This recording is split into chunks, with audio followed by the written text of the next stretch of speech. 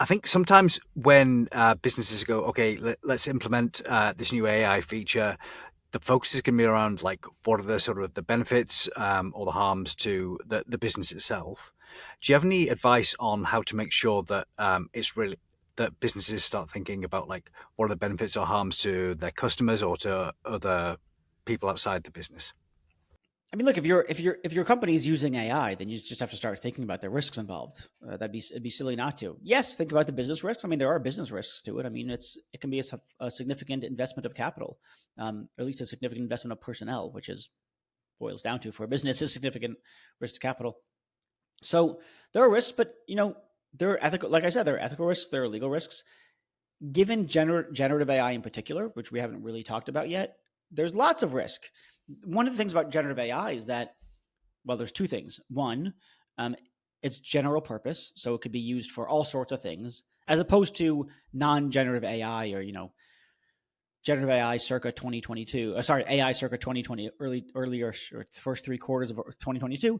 It's task specific. It just does risk ratings for diabetes, or you've got cancer, or you don't get an interview. It's very, but things like LLMs or generative AI in general are general purpose, so they could be used for all sorts of stuff.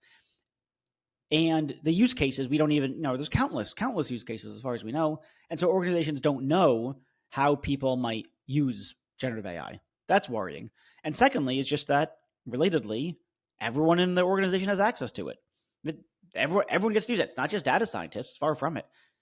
It's not even that data scientists within your organization have approved it for use by your internal people. No, it's just, Bob in HR decided to use it and load on this, HR data onto the thing, and now it leaked, and now there's a big problem.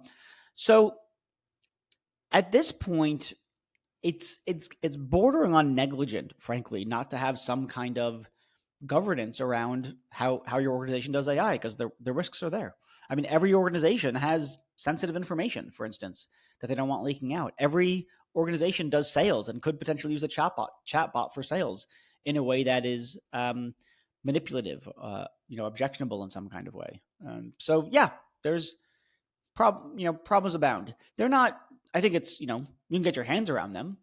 Some people think, oh my god, it's so complicated. There's nothing to do. But no, no, they'll say things like, "Oh, we need to do our research. We're going to look into that." Nah, we sort of know. We people have been working in this field for a while.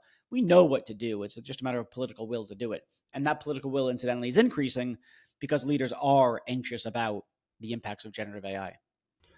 Um, that's good that leaders in general are concerned about this sort of thing, and it sounds like a lot of the sort of the best practices are fairly well established. So, can you maybe talk me through some of those things?